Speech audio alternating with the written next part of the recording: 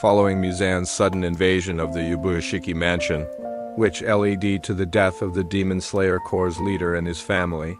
The Hashiras gathered with grim resolve, prepared to end the Demon King's reign of terror once and for all.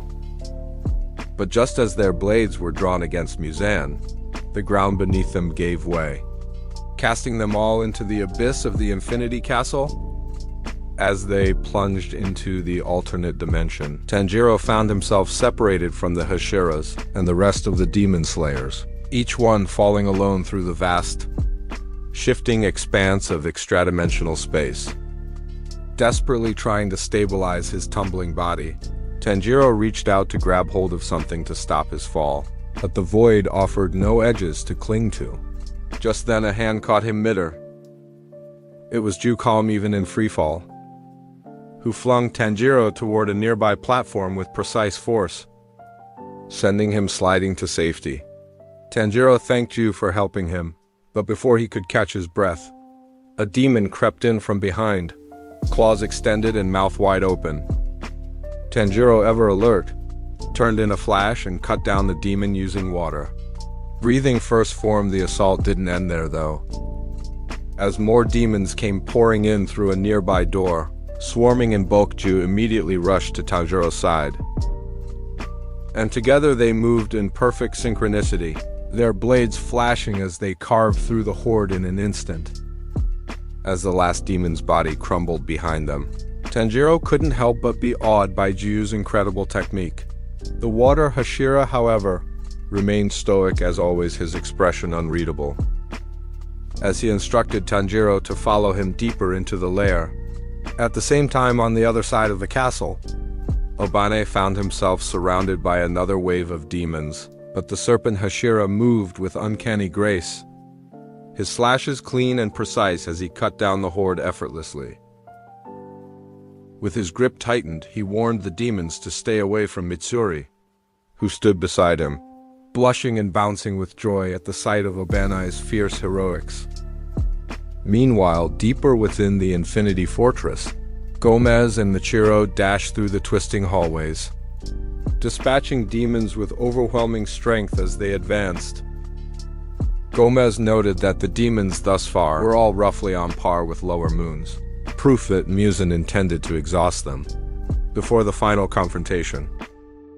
Their thoughts drifted back to their fallen leader. Kagaya, Yubashiki, and Michiro wondered aloud if their master had offered himself as bait to lure Muzan out. Gayomi confirmed it with quiet solemnity, explaining that Kagaya knew his time was short and chose to die with dignity, buying precious time for the Demon Slayer Corps. A shiver ran down Michiro's spine as memory surged. In Kagaya, he had found a fatherly figure, and now that connection was severed. Tears brimmed in his eyes as the Mist Hashira silently vowed to make Muzan suffer for robbing him of his foster father, and older brother Guillaume echoed his resolve, their pace quickening as fury guided them forward.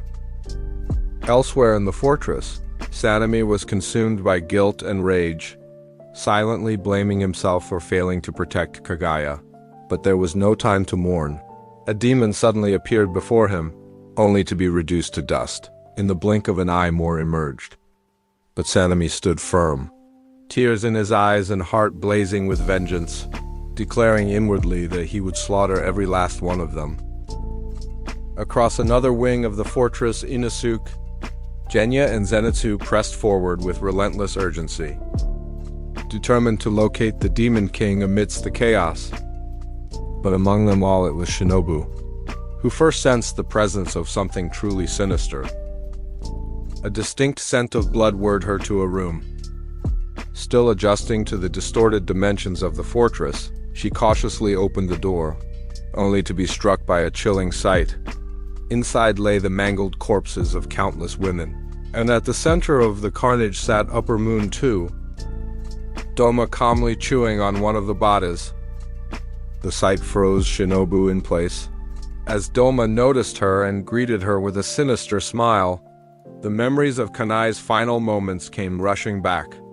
She instantly recognized him as the demon, responsible for her sister's death, with her eyes fixated on the demon Kanai had once warned her about. One of the victims, still barely alive, reached out to Shinobu for help. Dioema, unbothered, scolded the woman for interrupting their meeting. But Shinobu acted swiftly, rushing forward to cradle the woman and ask if she was all right. Yet before the woman could utter a word, Doma's delayed attack struck her down in a grotesque burst of death. Shocked and sickened by the horror before her, Shinobu turned to face Doma, who now revealed his weapon, and introduced himself as the leader of the Eternal Paradise Faith.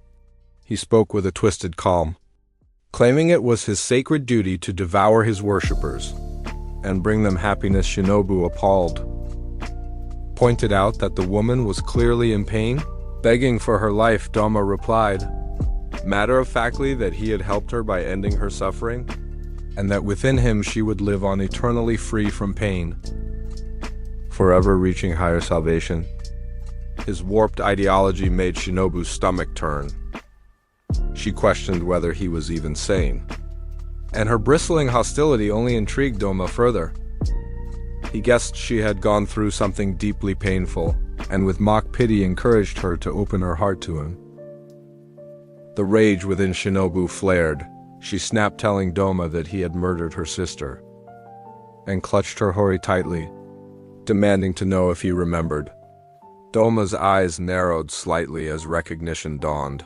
He recalled Kanai, the girl with the flower-breathing style, and commented on how kind and beautiful she was, even adding with chilling regret that he wished he had eaten her too. But he barely had time to finish the thought before Shinobu lunged forward and drove her blade straight into his left eye.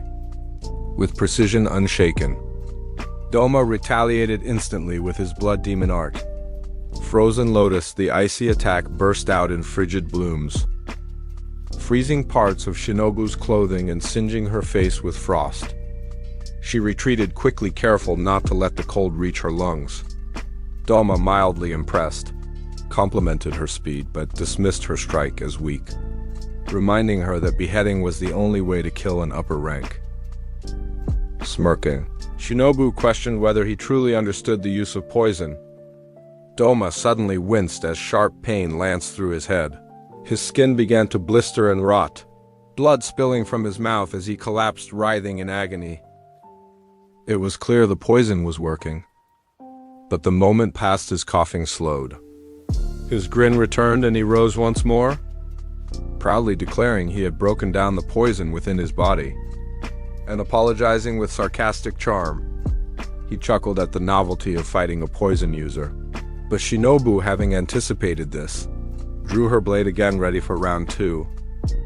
As the battle intensified, Doma's memory stirred. Born with rainbow-colored eyes and stark white hair, he had been seen as divine from birth. His foolish parents formed a cult around him and hailed him as a savior. Desperate followers came seeking enlightenment and answers. Doma, unable to understand emotions or believe in gods, pitied them to him. Death was the only truth, and to ease their pain, he resolved to consume them, offering them happiness in the form of oblivion. Back in the present, Shinobu found herself struggling. Her layered poisons weren't working. Doma's body had adapted while her breathing turned ragged and strained. His earlier ice attack had already seared her lungs. But even knowing how dangerous breathing had become, Shinobu steeled herself and charged again, stabbing Doma multiple times. With yet another insect-breathing technique, blood gushed from Doma's body as he marveled at her speed, calling her the fastest opponent he had ever faced. But in her retreat, Shinobu felt a sharp pain. She had been slashed too, wounded before she could even react, as blood poured from her body. Her knees buckled. Doma looked at her with mocking sympathy, noting that with her speed, she could have easily decapitated him if only she hadn't been so small. Shinobu, now slumped and bleeding heavily, lamented her size. If only she had grown taller, she might have been able to kill demons like everyone else. Her thoughts drifted again to her sister's smile, her warmth. She whispered inwardly that she was going to lose. But then Kinai's spirit appeared before her. Gentle and firm, Shinobu confessed she could no longer move, that her strength had left her, and her lung had been damaged beyond repair. But Kanai dismissed all doubts, reminding her of the promise to win no matter the cost, and reassuring her that she could still fulfill it. Those words rekindled Shinobu's dying flame. She pushed herself to her feet, bloodied and broken, astonishing Doma, who momentarily gawked at her survival. With a soft chuckle, he told her to surrender, claiming she had no chance left. Yet Shinobu, now bolstered by sheer will and memory, took her stance once more and launched forward faster than ever. Doma swung in desperation, but she was already crouched beneath his strike. Launching skyward and in a final burst of resolve, drove her blade straight into his neck, thrusting his body into the ceiling with everything she had left. And in that split second, as she hung suspended in the air, her mind wandered back to a time long gone, a childhood filled with dreams. She once believed happiness was a road without end, but that road had crumbled when a demon invaded her home and took her parents. Only Kanai and she survived. That day, Guillaume had arrived, saving them, comforting them, and setting them on the path they now walked. Shinobu had realized long ago that, while her own happiness had been shattered beyond repair, others still had a chance to live theirs. From that moment onward, she and Kanai had made a solemn promise to become demon slayers and ensure no one else would suffer as they had. Though they lacked the strength of others, they believed even stopping one demon might save tens of lives, and bringing down an upper rank could rescue hundreds. Whether they could or couldn't wasn't the point. What mattered was that they had to try. Now, with the deaths of her parents, her sister, and everyone dear to her flashing through her mind, a burning fury welled up within Shinobu. More than anything, she was incensed at her poison's failure to truly hurt Doma. As her blade slipped from his neck and she began to fall, Doma, seizing the moment, summoned his ice to ensnare her mitter and pulled her into a cold, mocking embrace with crocodile tears streaming down his face. He congratulated her for coming this far despite her weakness, comparing her unfavorably to Kenna, less graceful, less talented. Satisfied that she was finally ready to be devoured, Doma asked if she had any final words, to which Shinobu without hesitation told him to go to hell. Moments later, Kanao arrived, breathless and alarmed, having sensed something terribly wrong. As she opened the door, her eyes lifted to the ceiling, and there she saw it, Doma. Nestled in the roof, held Shinobu in his arms. Before she could react, he snapped her body like a twig, killing her instantly. Shinobu's blade slipped from her lifeless hand and fell to the floor with a sharp clang. Horrified, Kanao sprang upward, drawing her blade and striking out with flower breathing.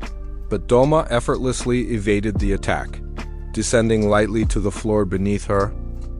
With a smug grin, he casually warned her against interrupting someone. In the middle of a meal, Kanao's blood boiled as Doma licked Shinobu's hairpin, fondly remarking with perverse delight, what a fine evening it had been, with feasts arriving one after another.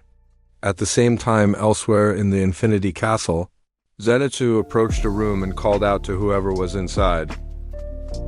A familiar voice answered sharply, chastising Zenitsu for the improper address to a senior. From the shadows emerged Kagaku, his expression taunting, as he scoffed at Zenitsu for being as dainty and pathetic as ever. Zenitsu calmly replied that Kagaku was no longer his senior.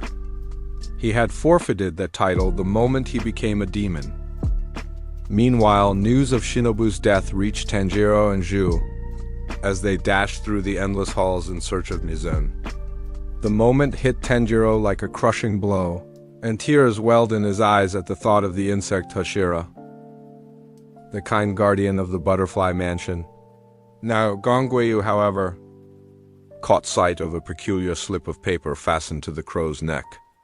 Noting with quiet suspicion how unusually fast the messages were being sent, Behind the rapid communication stood Kirya Yubuyoshiki, using Yushiro's blood demon art to transmit signals across the battlefield.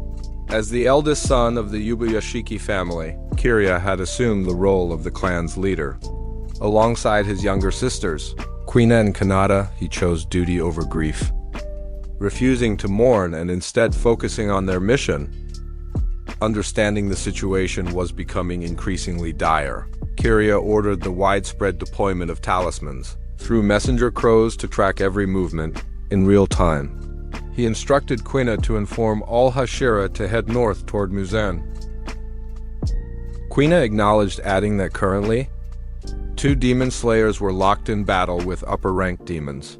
Kanado and Zenitsu, who was facing upper-rank 6. Back in the room, Kagaku and Zenitsu stood eye to eye. Kagaku mocked him again, calling him a weakling, who could only use the first form of thunder breathing. Zenitsu replied calmly, then jabbed back, saying Kagaku had only managed to fill a vacant slot among the upper ranks. And that too at the bottom? His words cut deeper than expected. Zenitsu pushed further, demanding how Kagako could become a demon when their master, Kogoro Kojima, had committed seppuku in agony, shouldering the shame that a thunder-breathing user had turned into a demon. Kagaku, far from remorseful, scoffed at the mention of their master. He claimed Jigoro had never valued him, and he only served those who did. He explained bitterly that despite giving everything in training, Kogoro had dared to name both him and Zenitsu as co-successors, a decision he saw as a betrayal. Zenitsu's anger flared. He shot back that Jigoro wasn't senile. And if Zenitsu was a scum for knowing only one form, then Kagaku was even worse for never mastering it at all. He pitied their master for having such ungrateful students, to inherit his legacy enraged by Zenitsu's taunts. Kagaku unleashed thunder-breathing 4th form, hurling lightning shock waves toward his foe, only for Zenitsu to vanish from sight before the attack could connect. Reappearing behind Kagaku, Zenitsu whispered that he was too slow, just as Kagaku's eyes widened in shock, realizing his neck had already been cut. He could barely believe the speed at which Zenitsu had moved. It felt unnatural for a brief moment. Kagaku's mind drifted back to a grim memory, his encounter with Kakoshibo. Upper rank 1, he had knelt then without shame. Because overwhelming power demanded submission, Kakoshibo had offered him Yuzan's blood and Kagaku had accepted. The moment he drank it, his body burned, every cell screaming in terror as he transformed. Yet compared to that agony facing Zenitsu now felt far less terrifying. Despite Zenitsu's growth, Kagaku believed he remained a coward, a man who cried and lacked resolve. Enraged, he shouted that both of them deserved to die, then unleashed a relentless flurry of thunder, breathing forms. His blade slashed Zenitsu's face and tore through his body. Each strike fused with his blood. Demon art with a final blow. Kagaku hurled Zenitsu down the corridor, crashing him through walls and floors. As Zenitsu free fell, Kagaku sneered, claiming he was truly special, unlike him. The moment stirred a memory in Zenitsu of Jigoro's constant taunts, urging him to learn from his senior. But in those days, Kagaku often clashed with the others, drawing resentment for his arrogance, and failing to grasp even the most basic form of their style. Zenitsu had always known Kagaku hated him for mastering the first form, and in truth he had returned that resentment. But deep down, he had still respected Kagaku's dedication to both him and Gogoro. Kagaku had been someone special. Yet Kagaku had never felt content, and that emptiness had led down this path.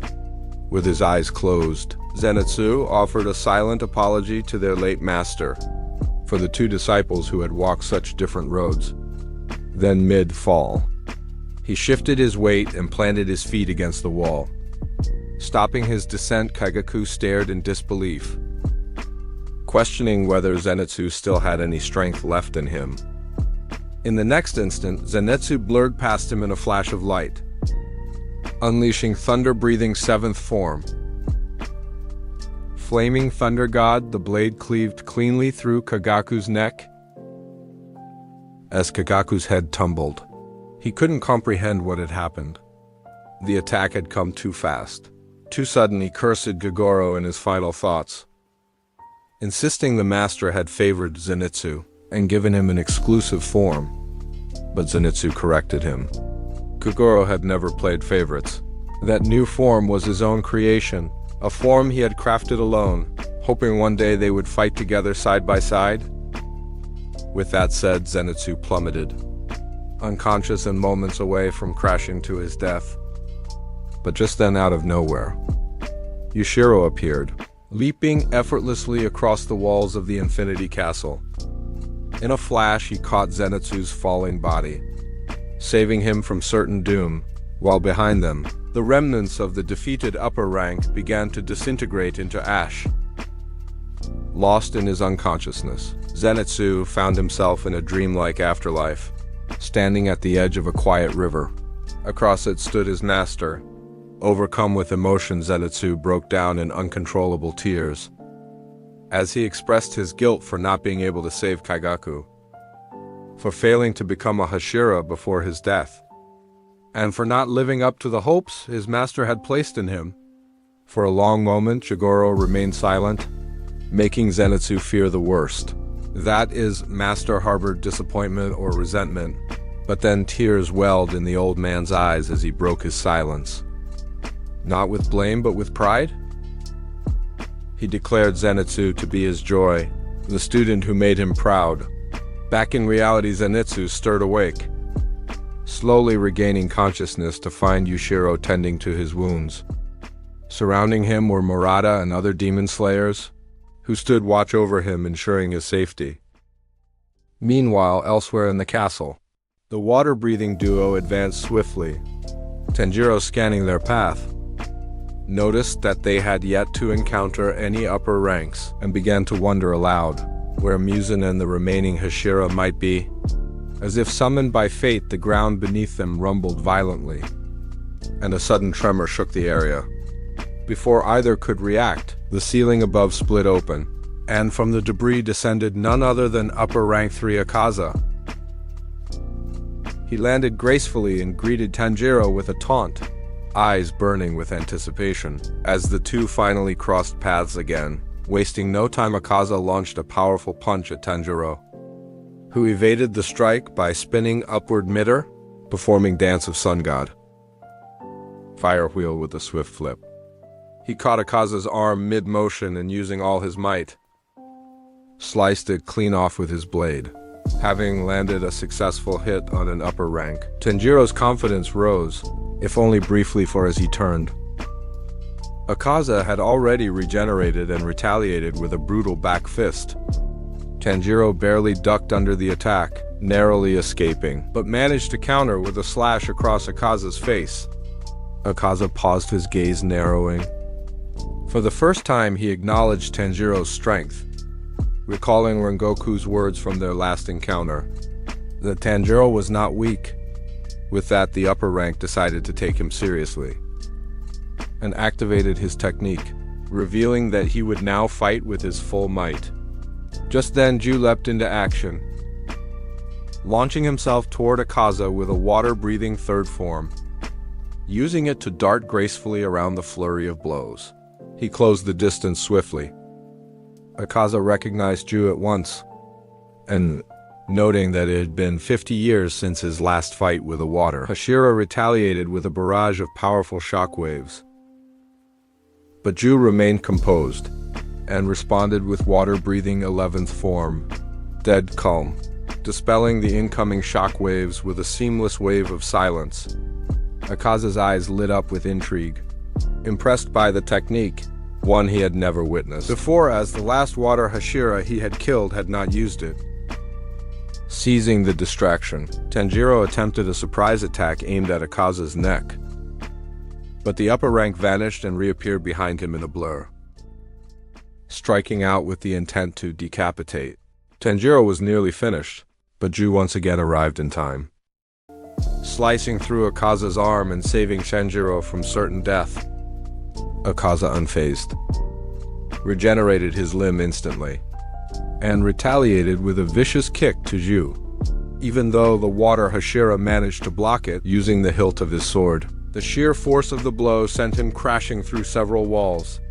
As Tanjiro screamed out for Ju, Akaza reappeared before him, having now taken full note of the Hashira's identity. Without hesitation, Tanjiro activated Dance of Sun God once more, and clashed directly with the demon.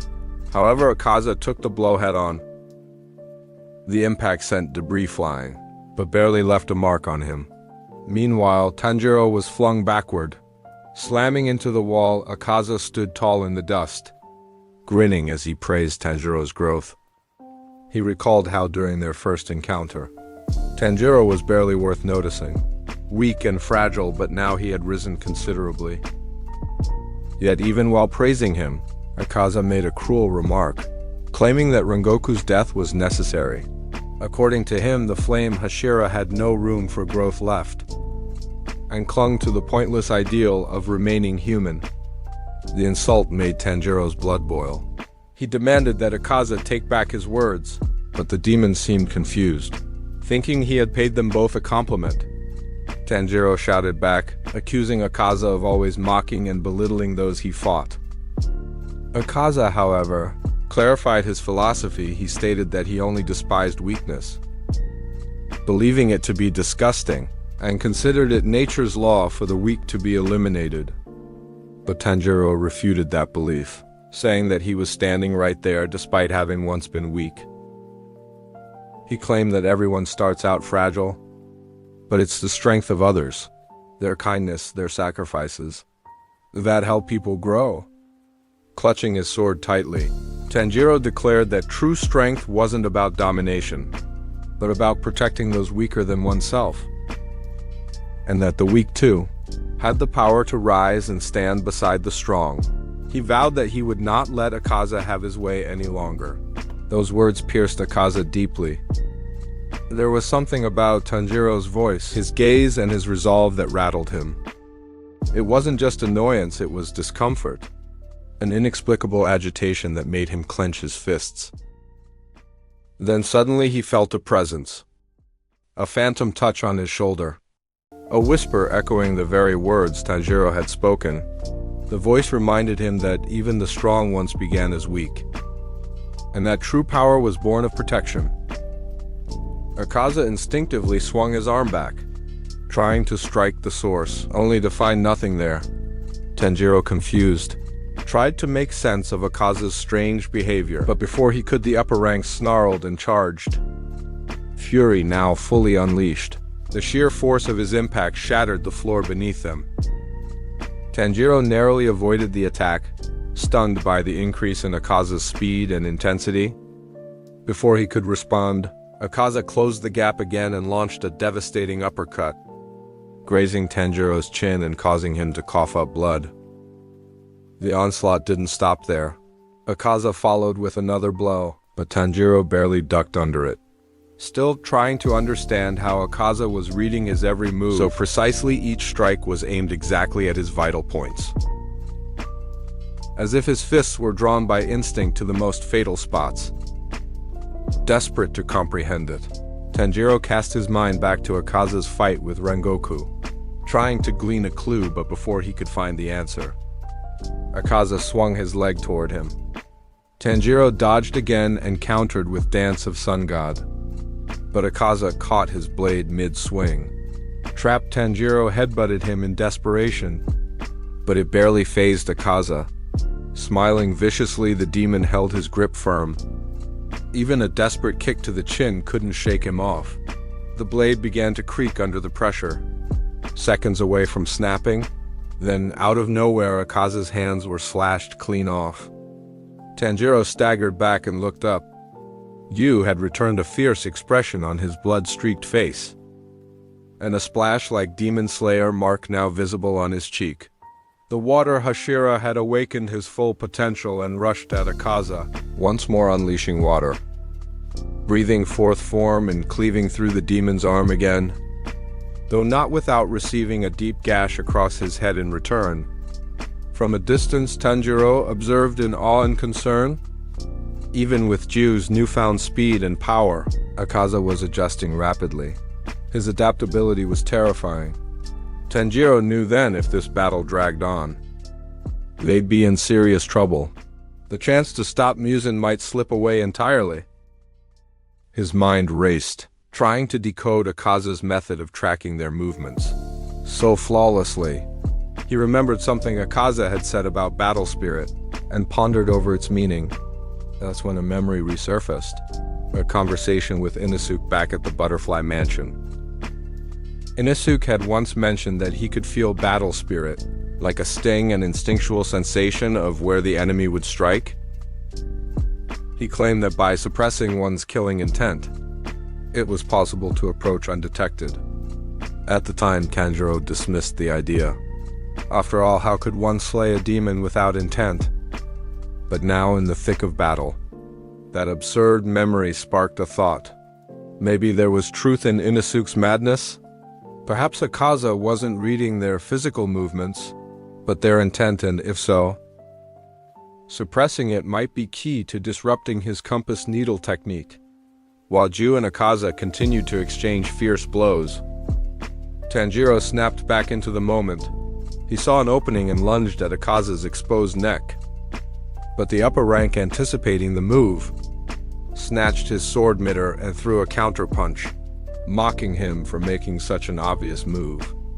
Tanjiro just barely managed to avoid the worst of it, earning a deep slash across his stomach.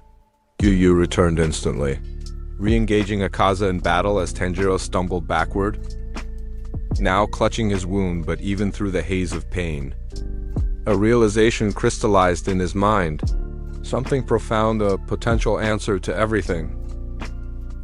Tanjiro's mind drifted instinctively to a distant memory, one where he once asked his father how he managed to perform the dance of Sun God.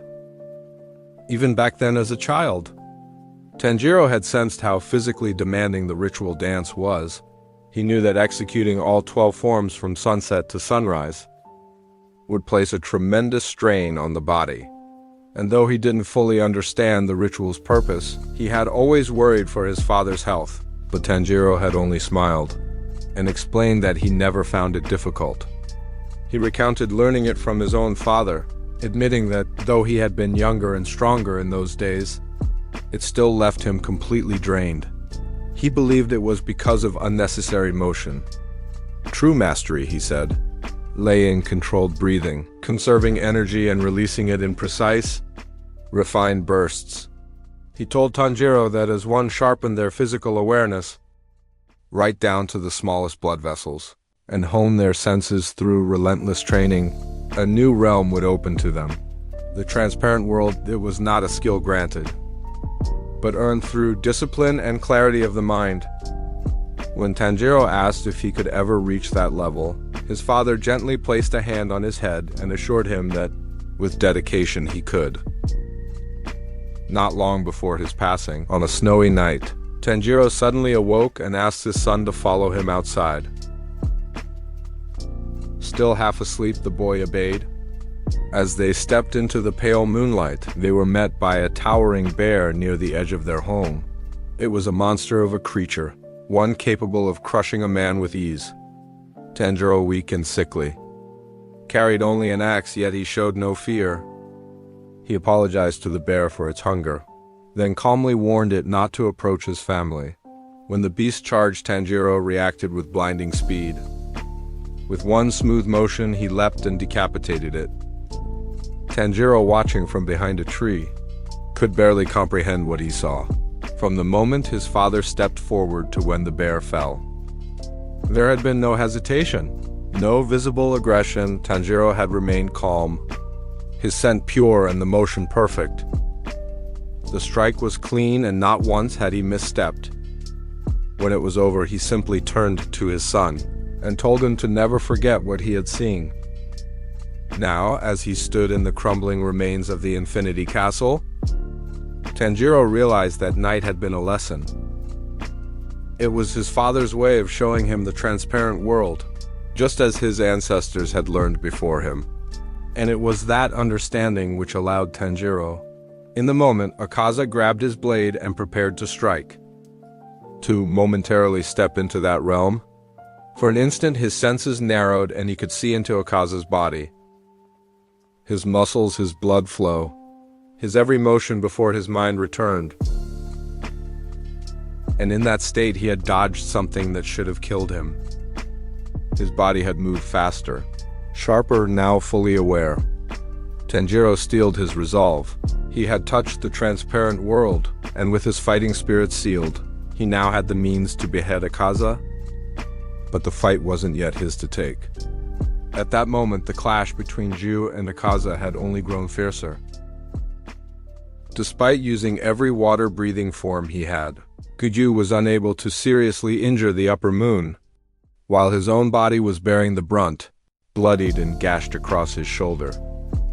As Akaza mocked the Hashira for exhausting all his techniques, he prepared to deliver the final blow, praising Ju for lasting this long. At a distance, Tanjiro still stood focused, trying to find again the state his father had once shown him. Gyu, meanwhile, swung with one last attempt, only for Akaza to block the slash and crush his sword with a single punch.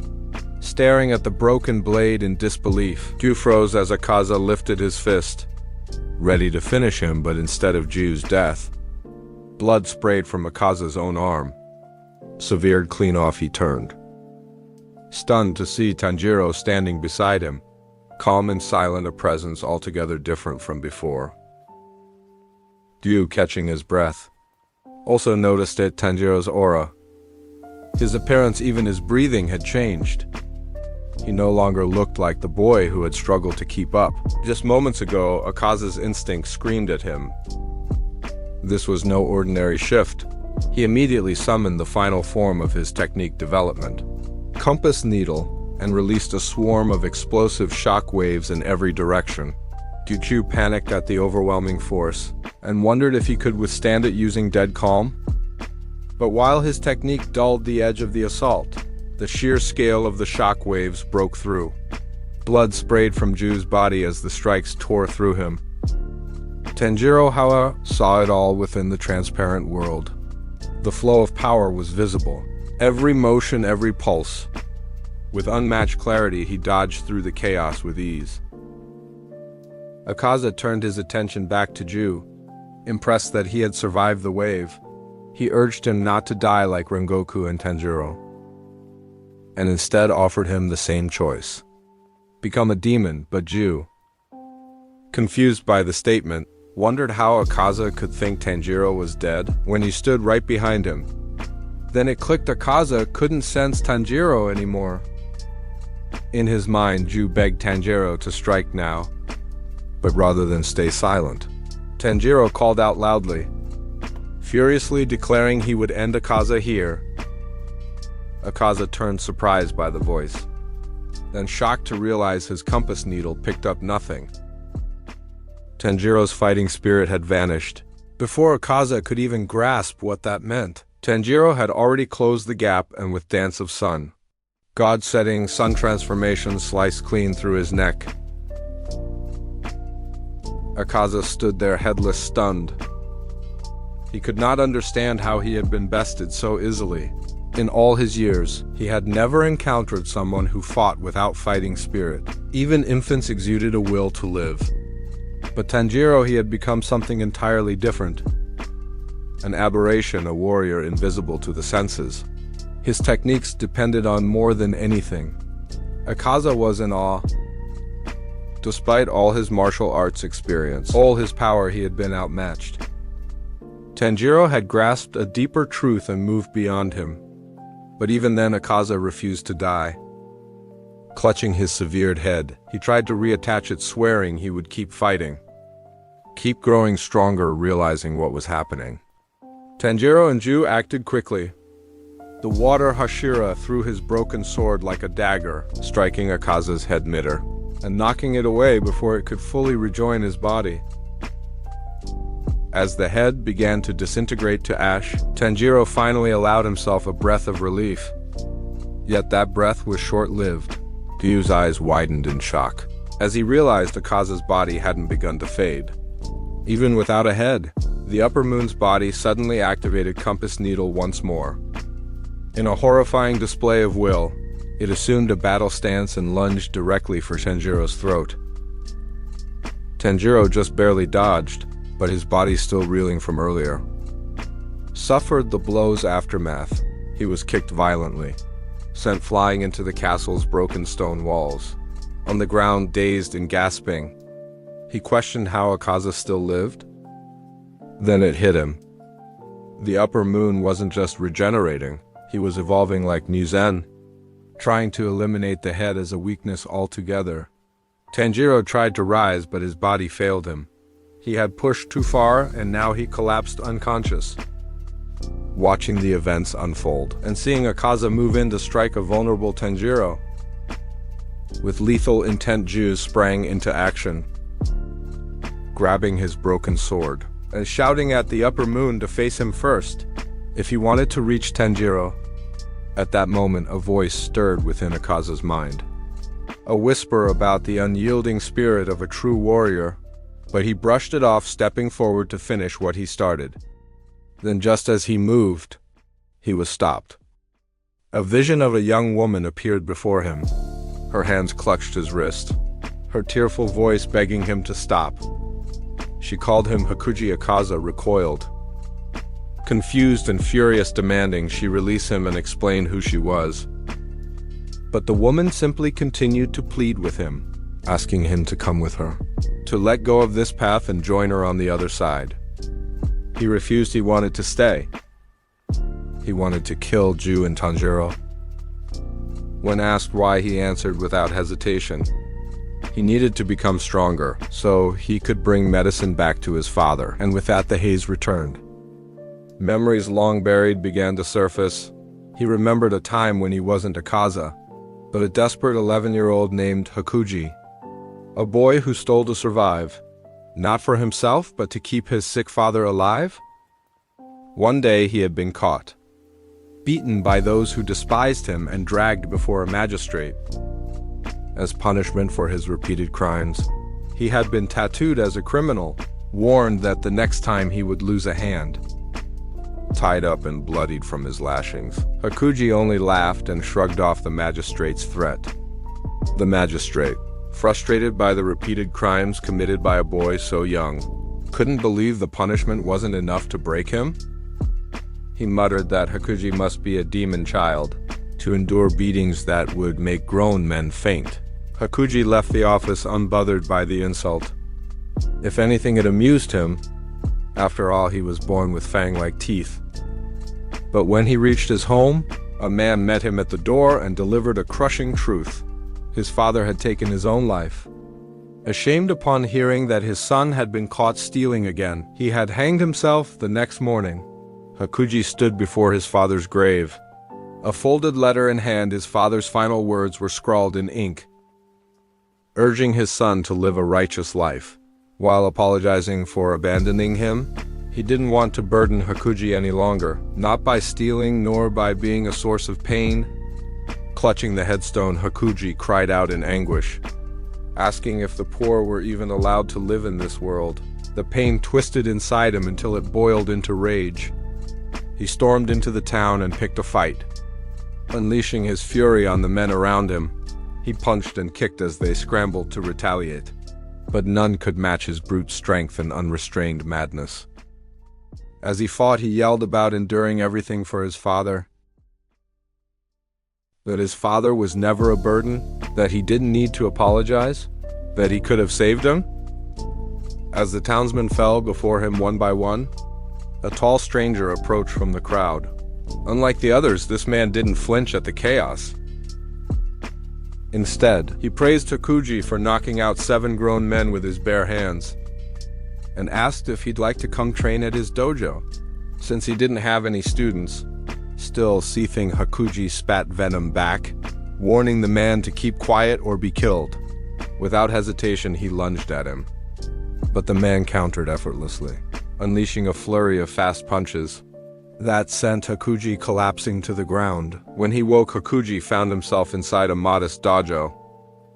The man introduced himself as Kazo and explained that he taught bare-fisted martial arts, a style called the Soryu style. With no students, he survived through handyman work, as Hakuji gradually followed him outside. Kazeo explained that his new job was to nurse his sick daughter. While he was out, it was a difficult task, one that his wife had once handled, until she drowned herself from the toll of it all. Still processing everything, Hakuji asked if Kazo really intended to leave a criminal like him alone with his daughter, but Kazu only grinned and replied that, since Hakuji got the beating of a lifetime earlier, there was nothing to worry about. And in that moment, Akaza, still locked in battle memories flooding back, realized the reason he resented Tanjiro so deeply. It was because the boy reminded him of Kezo, of a life he no longer had. The memory pressed on. Hakuji soon met Kazo's daughter Kyuki. Pale and bedridden, her condition was fragile. Eerily similar to his father's final days, Kazo gently introduced him to her before heading off for work, trusting Hakuji with her care. From that day forward, Hakuji stayed by her side. He tended to her daily needs, changing bedding, wiping sweat, offering water, and helping her through illness without complaint. His body, hardened from years of endurance, handled the physical demands with ease, and after caring for his father, none of it fazed him.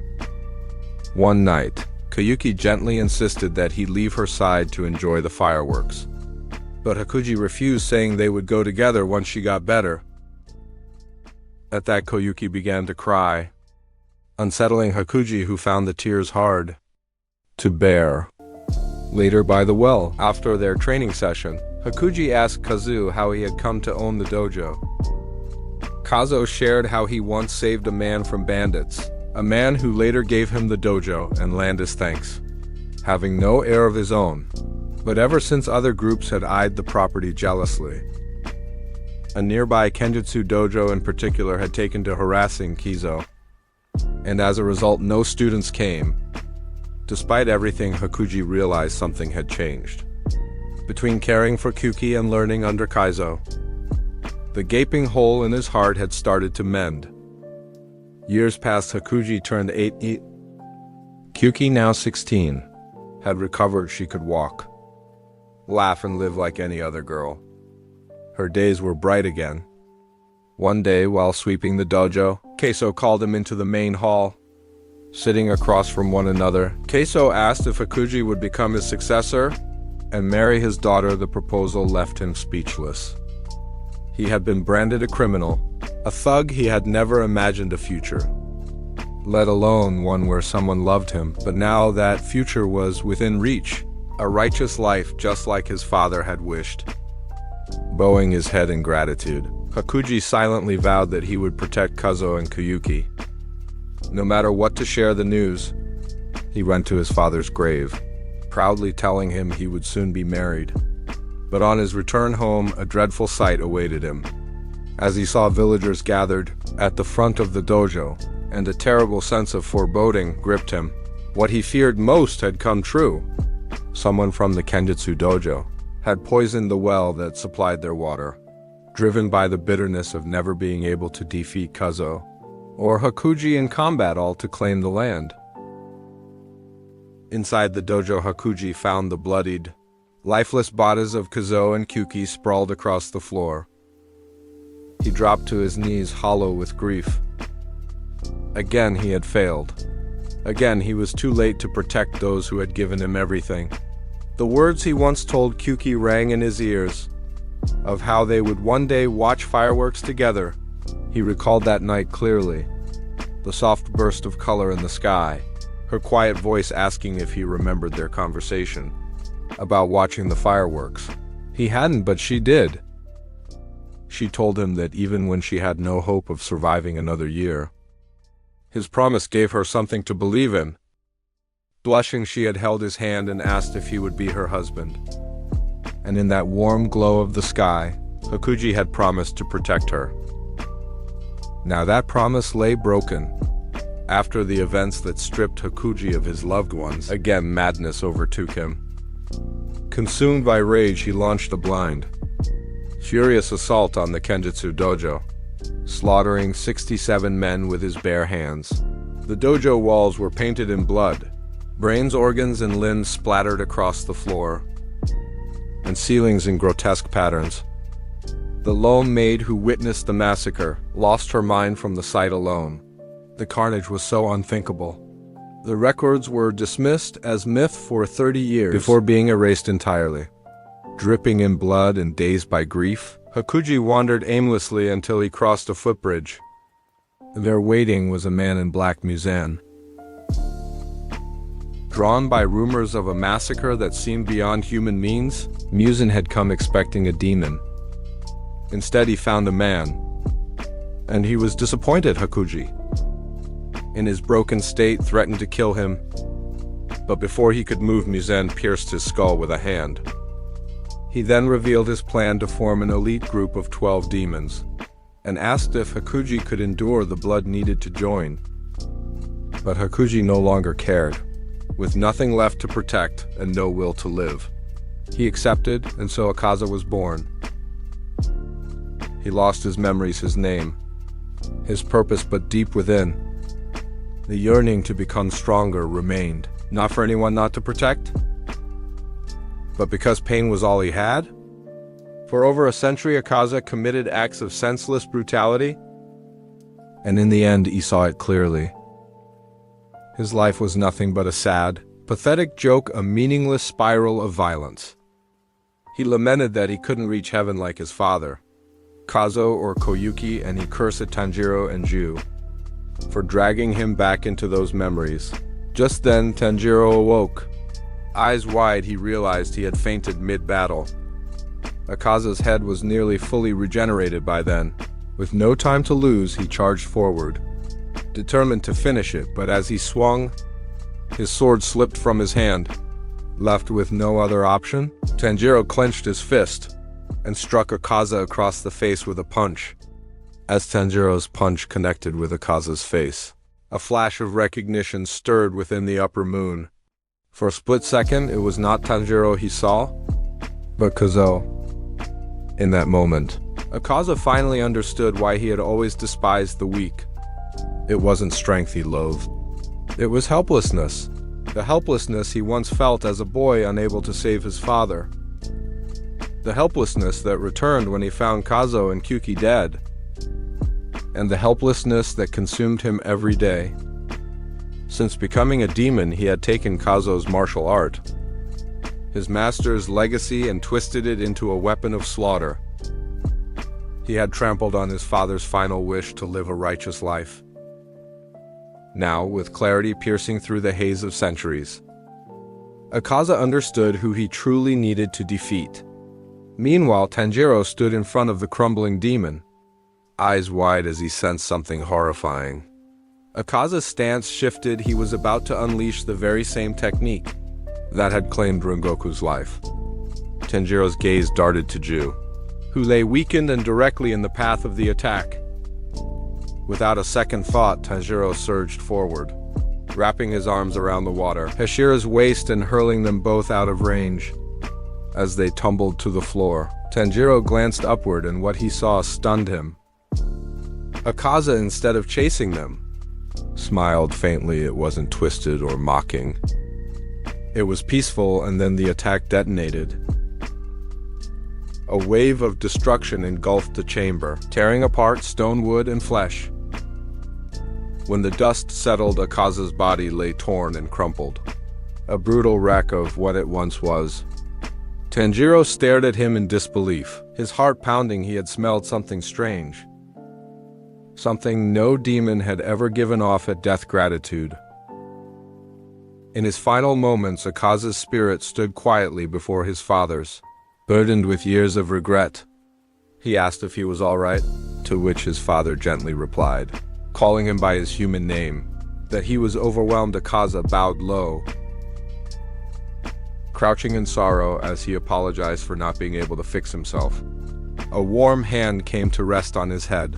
It was Kazo's spirit, softly reassuring him that they would never abandon him no matter what. Despite him being unable to reach the same heaven they now stood in. As Akaza cried out for his master, another presence loomed over him. Muzan's shadow slithered into his consciousness, grasping at the last shred of his mind, reminding him of the vow to get stronger, to keep fighting, and to never stop until all were destroyed. The familiar suffocating control returned, and Akaza's body on the battlefield began to regenerate once more, his mouth forming a new vow to uphold his promise and kill everyone that stood in his way. But just as the wrath began to swell again, something stopped him. A gentle and familiar hand touched his face. It was Koyuki with a soft smile. She thanked him, calling him Hakuji, and told him he had done enough. For a moment, everything stood still. Though Muzan's voice still echoed, demanding obedience, it began to fade into the background. This time, Akaza did not listen. He turned toward her and reached out. Not as the Upper Moon 3, not as a demon, but as the human he once was. As Hakuji, his arms wrapped around Kyuki, clinging to her like he never wanted to let go. Through choked sobs, he begged forgiveness for not protecting her, for breaking his promise, for forgetting her for so long. But Koyuki only smiled brighter through teary eyes, assuring him that she was glad he remembered that. Even after all those years, even after the darkness, he had found his way back to them. And now she welcomed him not as Akaza, but as her husband Hakuji. Her words reached deep into his soul. Halting the regeneration, the curse of Muzan's blood slipped away. His will to fight faded, and at last, Akaza let go of it all as his body crumbled to ash. Tanjiro silently watched it unfold, feeling the weight of closure in his chest. The battle was finally over, but the cost of it all came crashing down on both demon slayers. Their bodies, battered and drained beyond endurance, gave out beneath them with the faintest breath left in their lungs. Both Tanjiro and Ju collapsed, consumed by exhaustion. Moments later, news of Upper Moon 3's defeat quickly spread through the endless halls of the Infinity Castle, carried by the messenger crows, and far away, shrouded in silence, Kakoshibo. The Upper Moon One felt it too. As a presence he had known for centuries quietly disappeared. That's it for the first part of the Infinity Castle arc. If you enjoyed the breakdown and want the next part right away, make sure to like and share. It really helps get this video to more fans like you. And if you're hungry for more Demon Slayer content, hit that subscribe button and turn on notifications, so you're first to catch the next upload. Until then, stay tuned. I'll see you soon.